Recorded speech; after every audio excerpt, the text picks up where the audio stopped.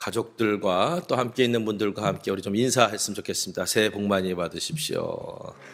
네, 새해 복 많이 받으십시오. 광고 말씀 하나 더 보충해서 드리면 이제 내일부터 우리 새벽 예배는 실시간 온라인으로 그렇게 바로 우리 특별 새벽 기도했던 것처럼 그렇게 바로 진행이 됩니다.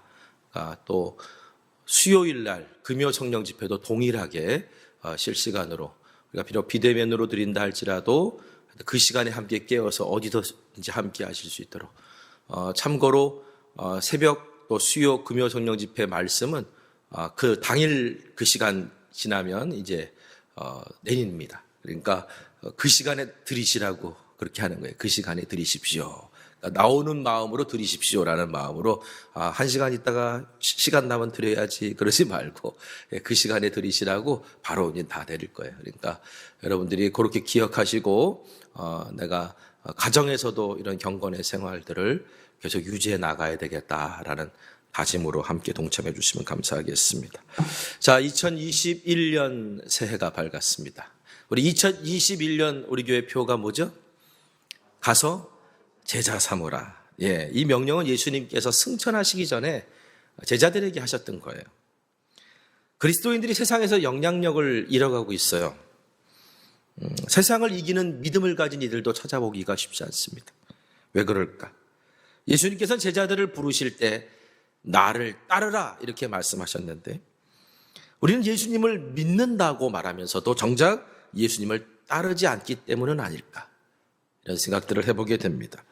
팬인가 제자인가 라고 하는 책을 보니까 믿음과 따름은 심장과 폐에 이렇게 비유를 했어요. 여러분, 심장이 중요합니까? 폐가 중요합니까? 어떤 게 더 중요해요? 둘 다 중요해요. 그렇죠? 심장이 아무리 건강해도 폐가 안 좋으면 그 사람 병들게 돼 있고요. 죽게 돼 있고요. 폐가 폐활량이 어마어마하게 좋아도 심장이 안 좋으면 그 사람은 병들다가 어느 날 죽을 수도 있어요. 그렇죠? 그러니까 심장과 폐 둘 다 건강해야지 건강한 몸이듯이 믿음과 따름도 똑같은 거라는 거예요.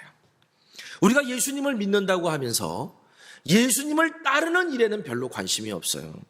그럼 결국 그 믿음은 뭐냐? 죽은 믿음과 같다라는 거죠.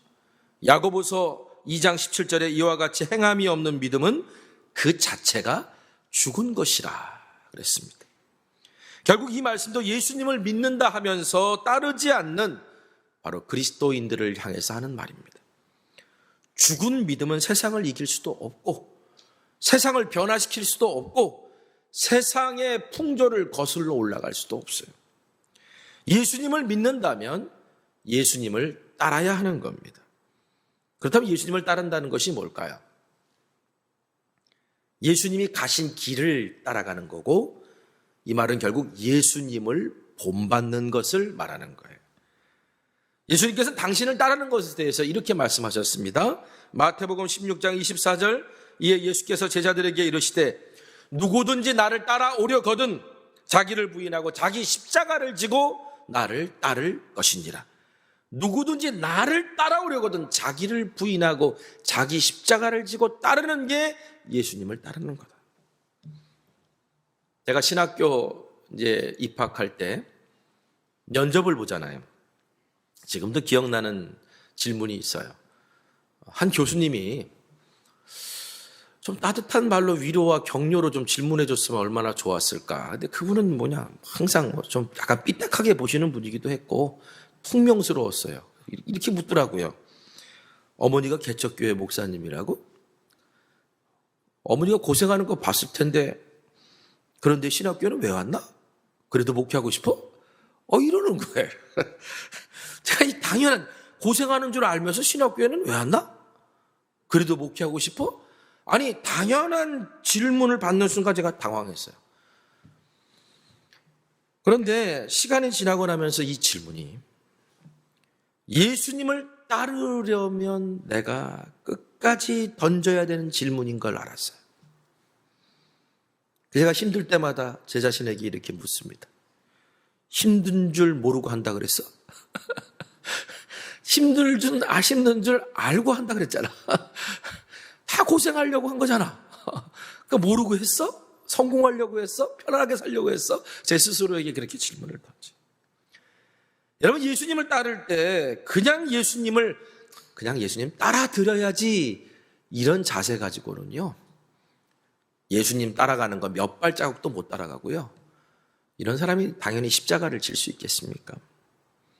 예수님을 따르려면 먼저 나 자신을 부인해야 돼요. 내가 죽고 예수님이 내 안에 사셔야지, 그래야지 내가 예수님을 따를 수 있는 거예요. 갈라디아서 2장 20절에 바울이 이렇게 고백하죠. 내가 그리스도와 함께 십자가에 못 박혔나니 그런즉 이제는 내가 사는 것이 아니요 오직 내 안에 그리스도께서 사시는 것이라. 이제 내가 육체 가운데 사는 것은 나를 사랑하사 나를 위하여 자기 자신을 버리신 하나님의 아들을 믿는 믿음 안에서 사는 것이라. 아멘. 예수님이 여러분의 주인이십니까? 예수님은 여러분의 주님이 되십니까? 우리는 이렇게 고백해야 돼요. 예수님이 나의 주님이시고 나의 주인이시라면 예수님은 나의 생명이십니다. 나의 왕이십니다. 나의 모든 것입니다. 여러분, 이렇게 고백하는 것이 내가 예수님을 주님이라고 고백하는 거예요.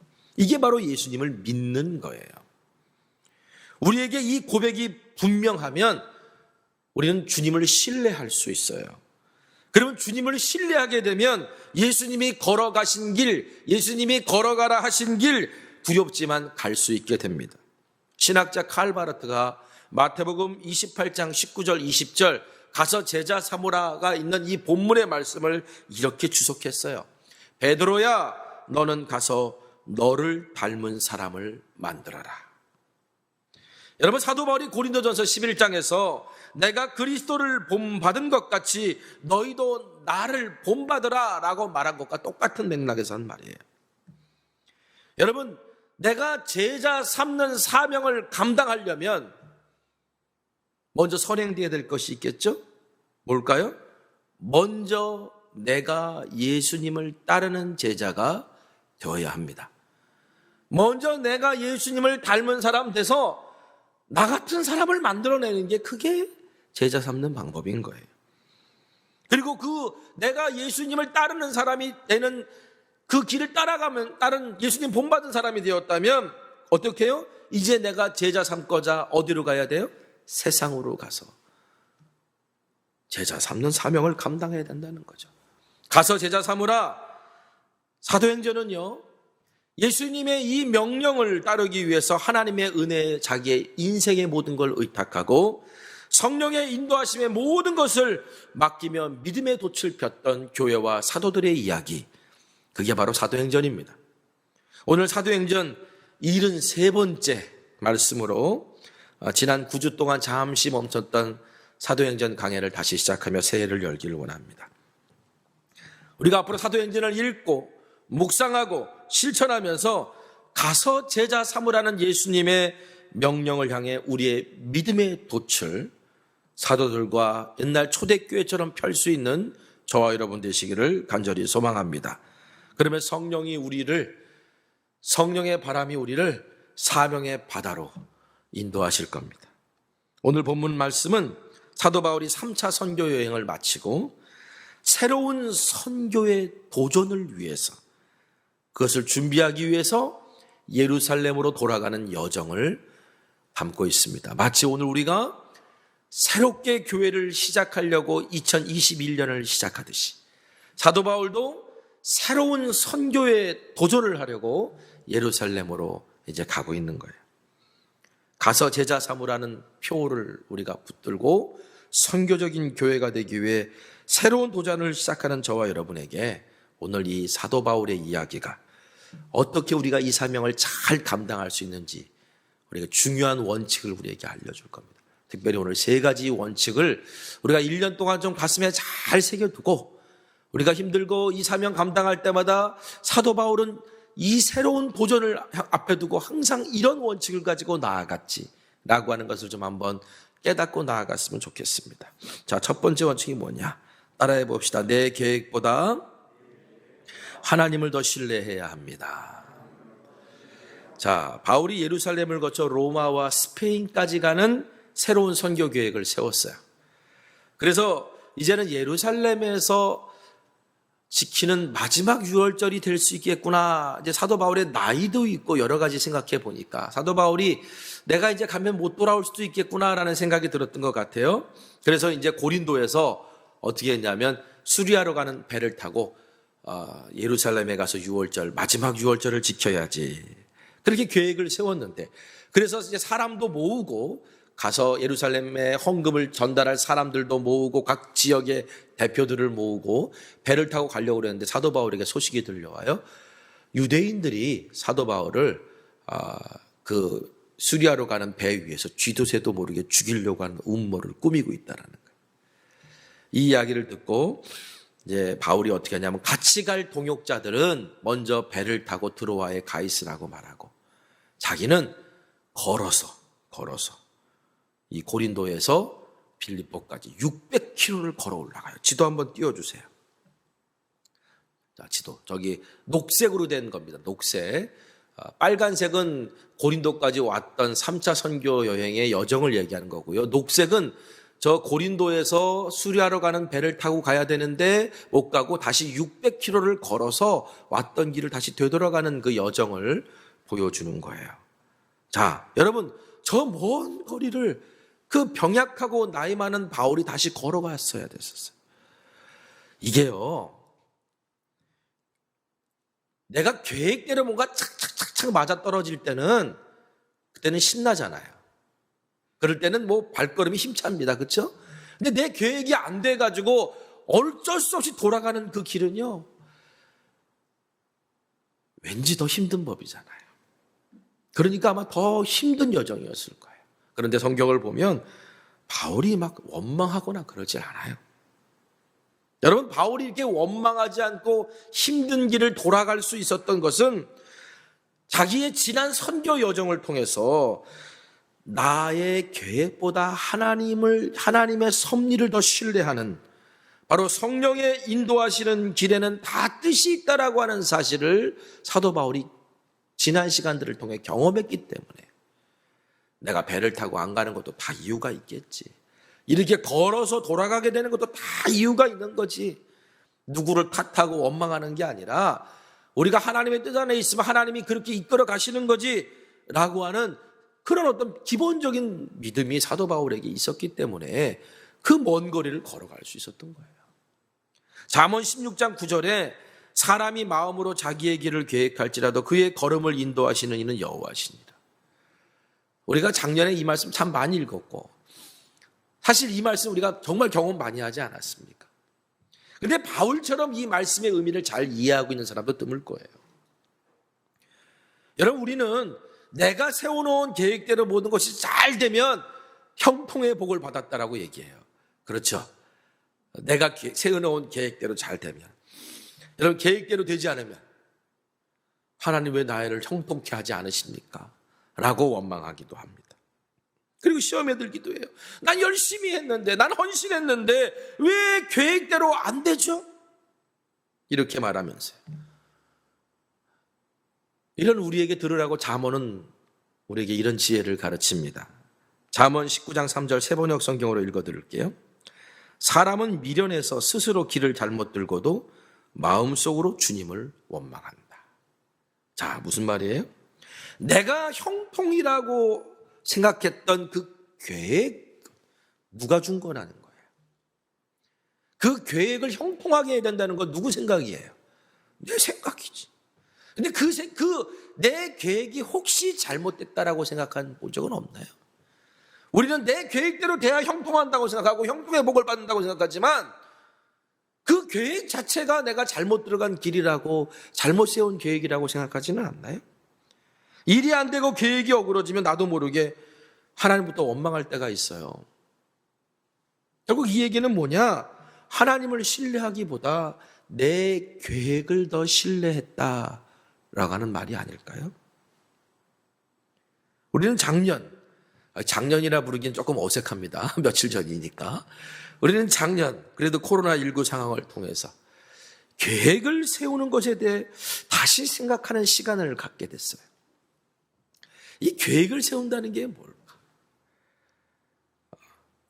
파도를 타는 교회라고 한 책을 쓴 닐 콜 목사님이 이런 말을 했어요. 미래를 위해 계획을 세울 수 없다면 미래가 와도 흔들리지 않을 준비를 해야 된다.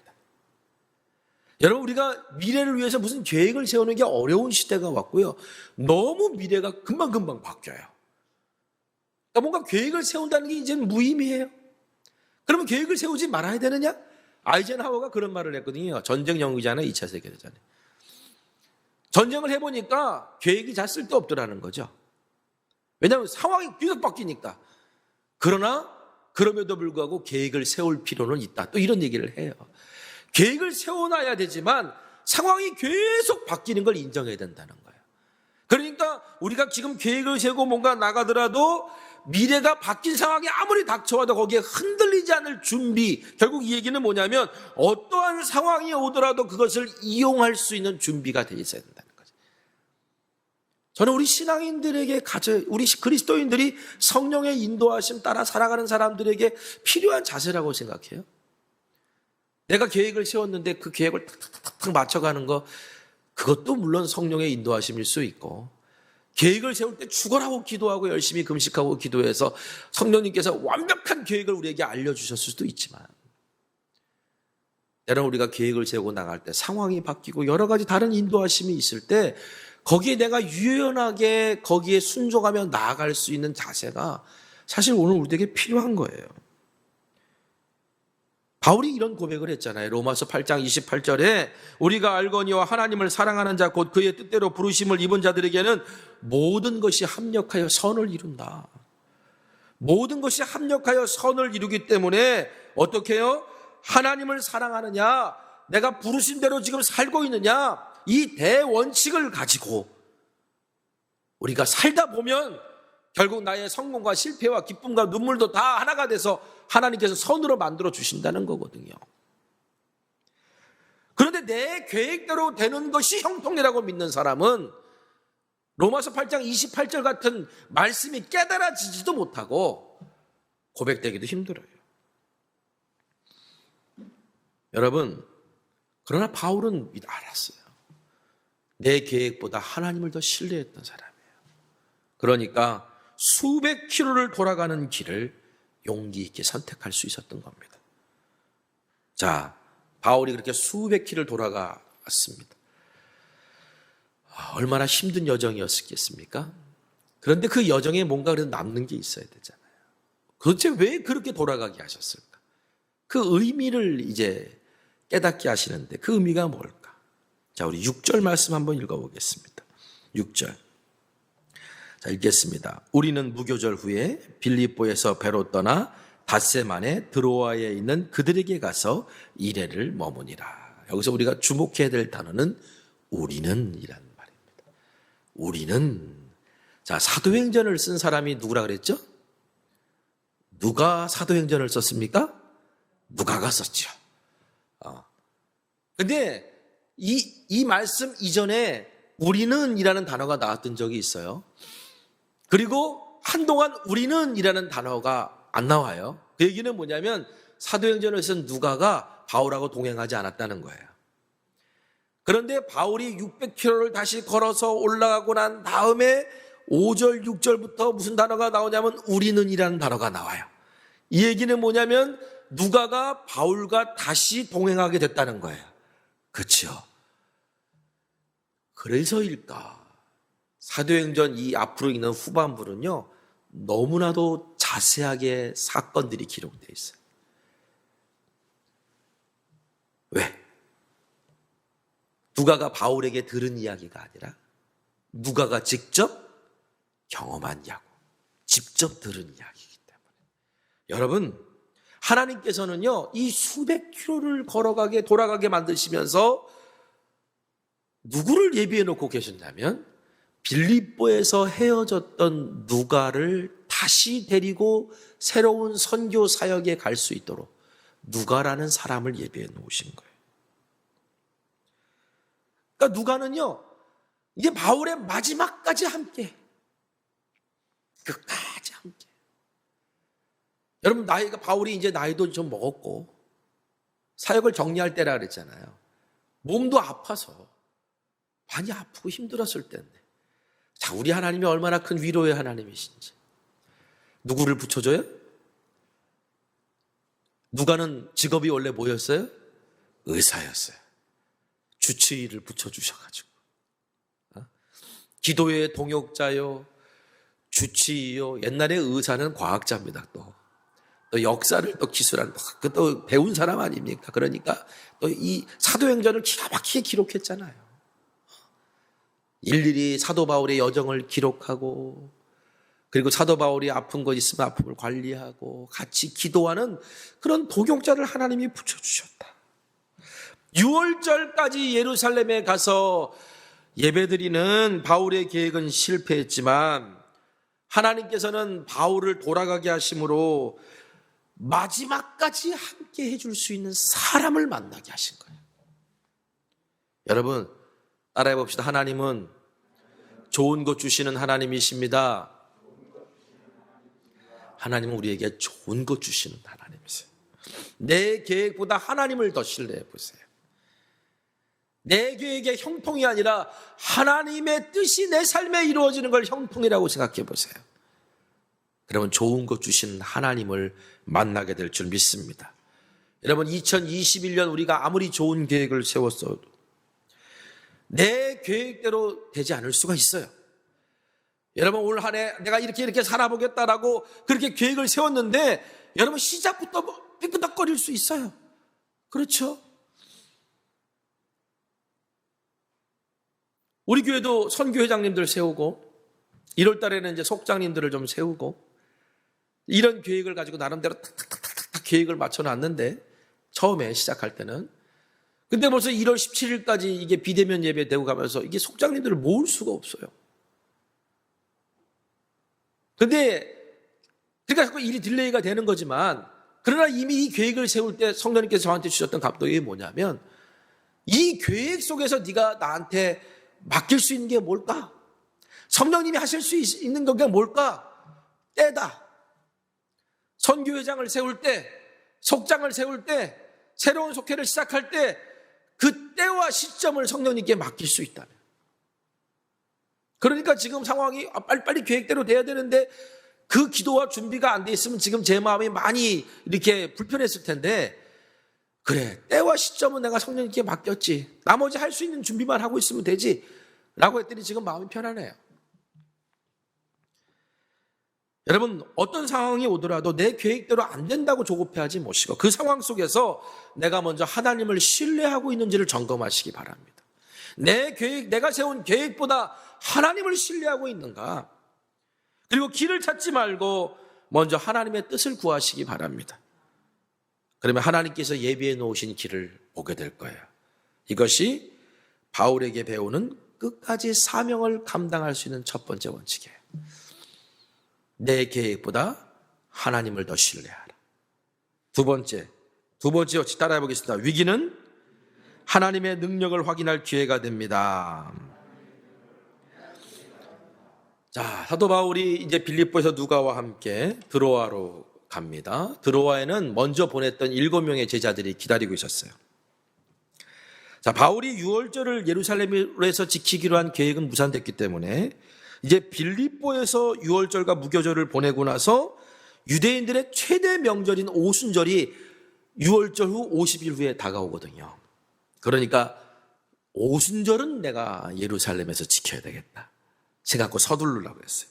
그러니까 배를 타고 빌립보에서 드로아로 가는데, 이런 원래 빌립보에서 드로아로 가는 배편은 이틀이면 가요. 그런데 하필 닷새가 걸린 거야. 지금 50일 중에 3일을 까먹었어.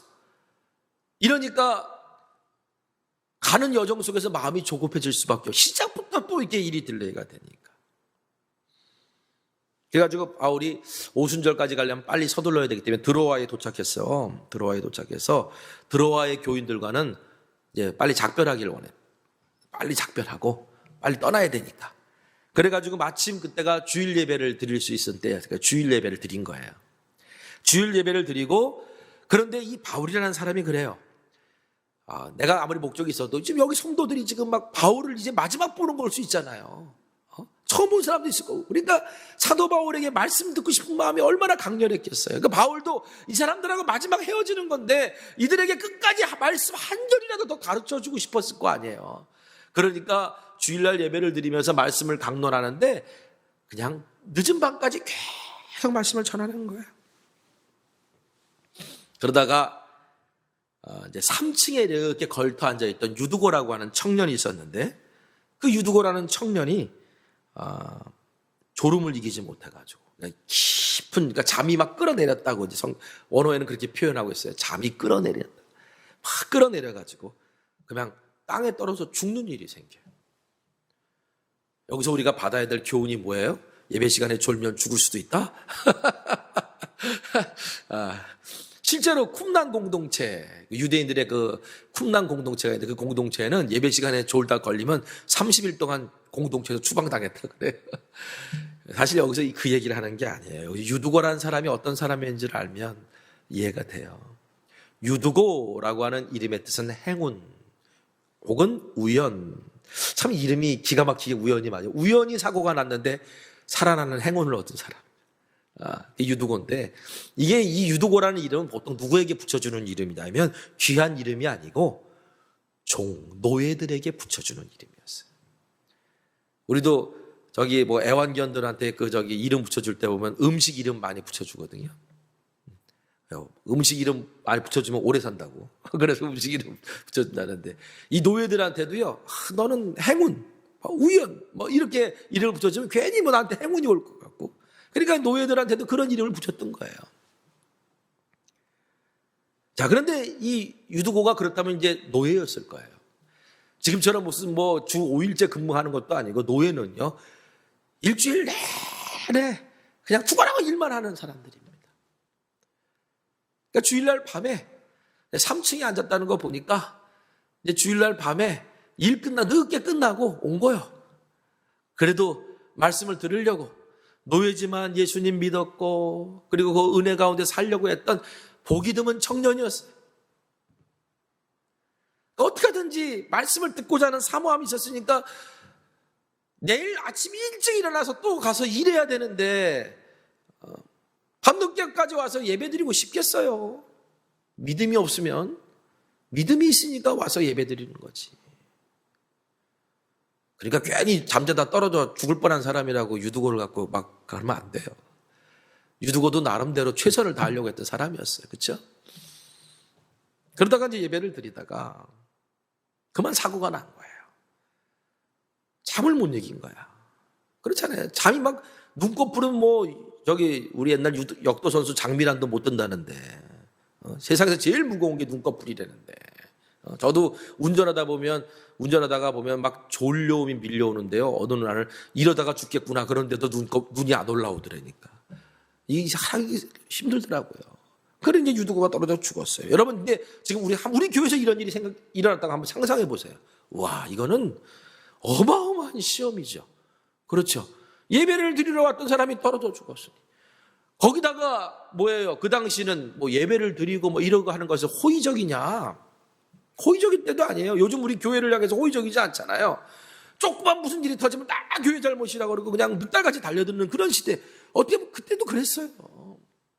아니 내 노예가 지금 예배 드리러 왔다가 떨어져 죽었다 그러면 그 얼마나 큰 그 당시로는 재산 손실입니까? 그러니까 교회적으로는 엄청난 시험이고요. 사도 바울도 지금 빨리 오순절을 지키기 위해서 예루살렘으로 가야 되는데 여기서 유두고가 떨어져 죽었으니 그것도 수습해 줘야 될 거 아니에요. 이건 바울에게도 위기예요.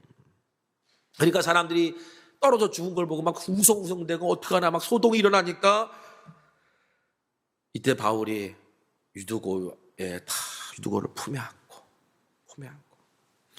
뭐라고 말하냐면 떠들지 말라, 소란 피우지 말라, 생명이 그에게 있다. 사람들은 다 죽었다고 말하는데 바울은 뭐라고 말하냐? 생명이 그에게 있다. 마치 죽은 아이 위에 엎드려 기도했던 엘리야처럼 야이로의 딸이 죽었다고 생각하고 사람들이 거기서 이미 장례식 준비하면서 그러면서 막 떠들고 거기서 애곡하고 그럴 때 예수님께서 어찌하여 떠들며 우느냐, 이 아이가 죽은 것이 아니라 잔다 라고 말씀하셨던 그 예수님처럼 떠들지 말아라, 생명이 아직 그에게 있다, 죽은 게 아니다.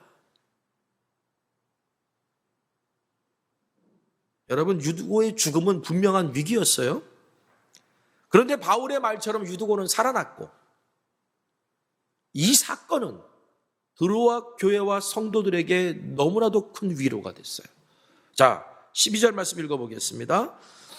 사람들이 살아난 청년을 데리고 가서 적지 않게 위로를 받았더라.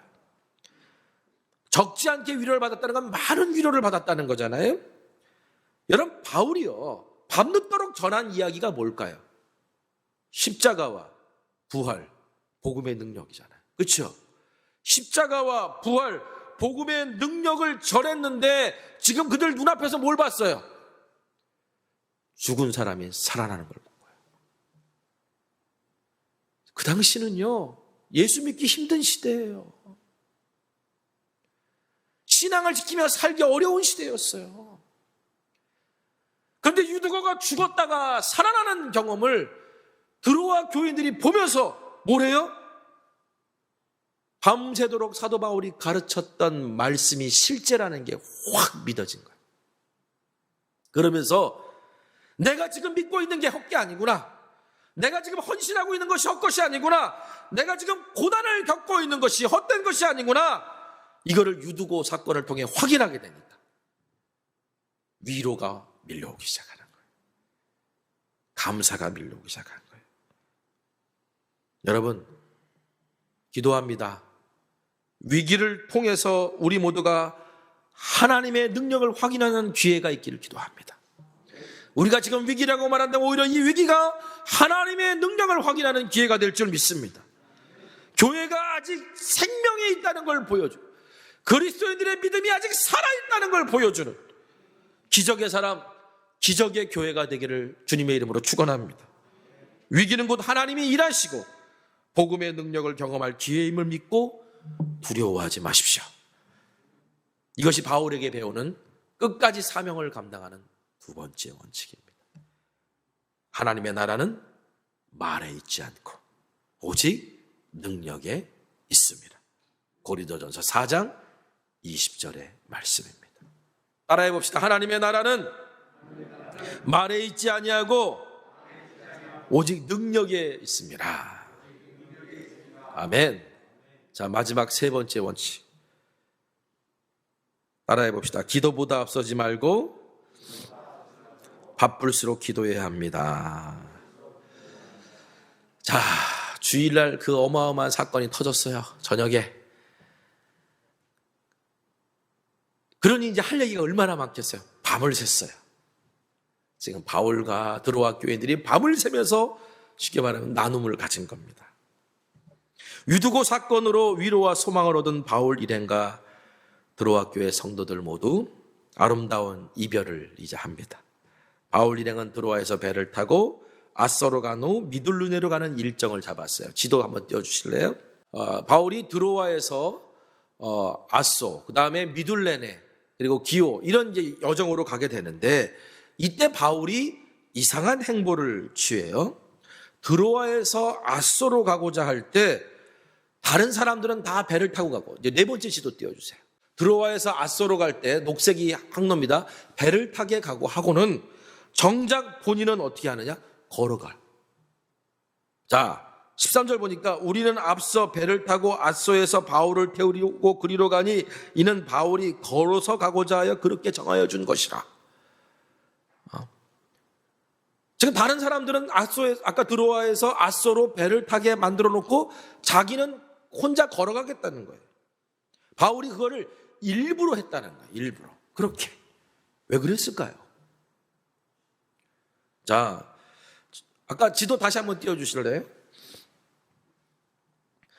배를 타고 삥 돌아가는 것보다 육로로 가는 게 가깝긴 더 가까워요. 그러니까 육로로 걸어가고 배를 타고 그러면 만날 수는 있어요. 그러나 어떤 길이 편한 길이에요? 배 타고 가는 길이 편한 길이죠. 근데 바울이 왜 그렇게 했을까? 한번 생각해 봤어요. 와, 빌립보에서 드로아까지 이틀 배를 타고 가야 되는데 5일이나 걸렸어요. 그 얘기는 뭐냐면 막 파도가 치고 난리가 났다는 거예요. 그렇죠? 그럼 배멀미를 심하게 했을 거 아니에요. 배를 타는 게 지긋지긋해. 울릉도 다시 가고 싶으세요? 뭐 그러면 울릉도 갔다 왔던 분들 다시 못 갈 것 같아요. 왜? 배를 타는 게 너무너무 지긋지긋해서 그래서 바울이 걸어갔을까? 여러분, 그 정도였다면 바울은 선교 여행 못 다녔어요. 그렇잖아요. 아니에요. 만약 그랬다면 주치의였던 누가, 그리고 바울의 영적 아들이었던 디모데도 바울의 나이와 건강을 생각해서 함께 가려고 동행했을 거예요. 그렇죠? 그런데 바울은 그들은 배를 타고 보내고 자신은 혼자 걸어갑니다. 다른 이유가 있었던 거예요. 저는 그것을 드로아에서 경험했던 유두고 사건 때문이 아닐까라는 생각을 해요. 유두고 사건은 드로아 교회의 성도들에게만 큰 위로가 된 게 아니라 새로운 선교 여정을 시작하는 바울에게도 큰 위로와 믿음의 증거가 된 거예요. 이때 바울은 어떤 성령의 인도하심과 도전을 받았던 것이 분명합니다. 그래서 나중에 에베소 장로들을 만나서 이런 이야기를 해요. 22절 23절에 보라, 이제 나는 성령에 매여 예루살렘으로 가는데 거기서 무슨 일을 당할는지 알지 못하노라. 오직 성령이 각 성에서 내게 증언하여 결박과 환난이 나를 기다린다 하시니. 내가 지금 가고 있는 이 길이 내가 계획대로 가는 게 아니라 성령께서 나를 붙들어서 가는 건데 그 앞에 무슨 일이 있는지를 내가 모르고 가. 그런데 분명한 것은 성령님께서 계속 여정 중에 나에게 주시는 메시지가 있는데 예루살렘에 가면 결박과 환난이 있다는 거예요. 그런 메시지를 계속 주고 있다. 여러분, 내가 아무리 성령의 인도하심에 순종하고 내 계획보다 하나님을 신뢰한다고 하는데 그런데 성령님께서 계속 내 앞에 대놓고 너 이 길로 가면 감옥에 들어갈 거고 이 길로 가면 환난이 있을 거야 라고 계속 말씀하고 계신다 그러면 예루살렘으로 빨리 가고 싶은 마음이 생기겠어요? 생각해 보세요. 이 길이 주님이 걸어가라고 하신 길인데 이거는 감옥에 들어가는 길이고 매를 맞는 길이고 환난을 당하는 길이라 그러면 여러분 가겠냐고요. 바울이 예루살렘으로 가는 건 그가 무슨 장밋빛 미래를 꿈꾸고 가는 게 아니었어요. 예수님께서 예루살렘으로 올라가실 때 누가복음에 보면 굳은 결심을 하셨다고 그래요. 십자가를 지실로 예루살렘을 올라가실 때 사람들은, 제자들은 호산나 다윗의 왕이여 막 그러면서 막 기쁨으로 막 올라갔지만 예수님은 굳은 결심을 하고 올라가셨어요. 왜? 그 길 앞에 뭐가 기다리고 계시는지 알고 계셨기 때문에. 그래서 어떻게 하셨어요? 십자가를 지시기 전날 밤에 겟세마네에서 하나님과 독대하고 땀방울이 핏방울처럼 보이도록 기도하셨잖아요. 바울도 환난이 기다리고 있는 예루살렘으로 가기 전 마지막이 될 수도 있는 사명의 길을 준비할 시간이 필요했던 것 같아요. 유두고가 살아난 사건을 통해 도전받고 위로받으면서 그래, 앞에 환난과 시험이 닥친다 할지라도 하나님이 이것을 보여주시는 이유가 뭘까? 그걸 생각하고 싶었던 것 같아요. 근데 가만히 보니까 드로아에서 아소로 배를 타러 가는 길, 내가 드로아에서 아소로 걸어가는 길이 비슷해, 시간이. 그러면 굳이 지체하지 않고 만날 수도 있겠구나. 나는 혼자 걸어가겠다. 이런 결정을 내는 게 아닐까. 그래서 그 길을 걸어가면서 주님과 함께 홀로 마지막 사명을 위해 준비하는 길을 걷고자 했던 것이 아닐까? 저는 말씀 묵상하는데 이런 깨달음이 오더라고요. 24절 말씀에 그래서 바울이 이런 고백을 하거든요. 내가 달려갈 길과 주 예수께 받은 사명 곧 하나님의 은혜의 복음을 증언하는 일을 마치려 하면은 나의 생명조차 조금 더 귀한 것으로 여기지 아니하노라.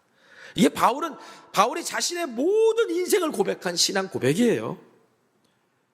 이 고백은 결국은 죽었다 살아난 유두고 사건을 통해 부활신앙을 더 굳게 잡은 바울이 드로아에서 아소로 가는 그 길 위에서 하나님 앞에 드렸던 고백이 아닐까. 생명을 살리신 주님이 함께 하시는데 생명을 버리는 게 뭐 이렇게 두렵냐. 그 믿음이 이 유두고 사건을 통해 더 분명해진 것이 아닐까. 그래서 그 이후로 보면 바울은요, 오순절 예루살렘까지 가는 길을 아주 거침없이 가는 것을 보게 됩니다. 재작년에 성지순례를 다녀왔죠. 그때 안 다녀왔으면 몇 년을 더 가야 될지 기다려야 될지 모를 뻔했는데, 그런데 근데 지금도 기억나는 데가 이제 갈릴리 언덕이 이렇게 있고 막달라로 가는 오솔길을 딱 보이는데, 그때 가이드 하신 목사님, 선교사님이 저 길이 예수님이 옛날에 다녔던 길이라고 설명을 해주는데요, 갑자기 제 가슴에 콩콩콩 막 뛰더라고요. 그래, 언덕에서 딱 넘어오는 제자들과 일행들의 모습이 막 보이는 것 같으면서 가슴이 뛰는데, 제가 오늘 이 말씀을 읽으면서 또 가슴이 뛰더라고요. 언젠가 우리가 다시 또 이제 이 지역을 방문할 일이 있을지 모르겠지만, 그러면 이제 드로아에서 아소로 가는 길을 한번 걸어봤으면 좋겠다. 내가 달려갈 길과 주 예수께 받은 사명과 하나님의 은혜의 복음을 증언하는 일을 마치란 나의 생명 조금 귀한 것으로 여기지 아니한 이 고백을 사실 만들어냈던 그 길을 한번 걸어봤으면 좋겠다. 하지만 여러분, 가지 못해도 우리가 이 고백과 같은 동일한 감동을 느낄 수 있는 곳이 있어요. 그게 어딜까요? 바로 주님과 함께 동행하길 원하고 주님 앞에서 홀로 있는 시간, 말씀을 묵상하며 기도하는 그 시간, 그 시간이 바로 바울이 걸었던 그 길이고 예수님이 겟세마네에서 주님 앞에 무릎 꿇었던 그 길이었어요. 예수님도 공생의 기간 내내 한적한 곳으로 나가 기도하셨고 밥불수록 기도하셨습니다. 여러분, 우리도 주어진 사명 잘 감당하려면요, 기도보다 앞서지 말길 바라요. 내 생각과 계획을 앞세우지 말고 먼저 기도를 앞세우고, 그리고 바쁠수록 하나님과 함께하는 시간을 더 확보하는 것. 이게 바로 마지막까지 달려갈 수 있는 끝까지 사명 감당하는 세 번째 원칙이 아닐까. 여러분, 기도 시간만큼 주님하고 친밀해집니다. 주님과 친밀한 만큼 세상을 이기는 믿음을 갖게 됩니다. 올 한 해 우리가 세워놓은 계획을 가지고 나아갈 때 이 세 가지를 꼭 기억합시다. 내 계획보다 하나님을 더 신뢰했으면 좋겠습니다. 위기가 찾아오면 기억합시다. 하나님의 능력을 경험할 기회라고. 그리고 무엇보다도 기도보다 앞서지 말고 바쁠수록 기도하면서 주님과의 친밀한 시간을 갖자. 이것을 가지고 올 한 해 우리의 계획을 만들어 나간다면 분명히 성령께서 우리를 인도하시는 것을 경험하게 될 줄 믿습니다. 요한일서 5장 4절, 무릇 하나님께로부터 난 자마다 세상을 이기느니라. 세상을 이기는 승리는 이것이니 우리의 믿음이니라. 올 한 해 이 믿음 가지고 승리하는 저와 여러분 되시기를 주님의 이름으로 축복하며 기도합니다. 우리 다 같이 기도했으면 좋겠습니다. 오늘 말씀 붙들고 기도합니다. 하나님,